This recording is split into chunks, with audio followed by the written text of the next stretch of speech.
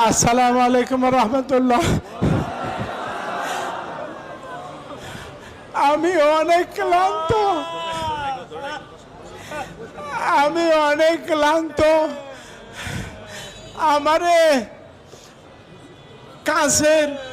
কাঁচের বোতলে পানি ভরিয়া আমার 2 রানে 2 ডানা মারতে মারতে আমার সব ব্যথায় পয়সা হয়েছে।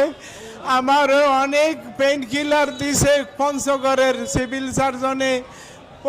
মানে কথা আগে পরে কোনটা আপনারা বুঝে নিয়েন।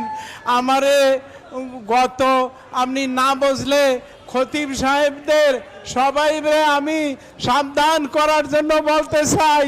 আপনারা সবাই খোতাবা আইম্মা এবং ওলামা মানে সর্বস্তরের দিনের খেদমতে যারা আছেন আপনাদেরকে আমি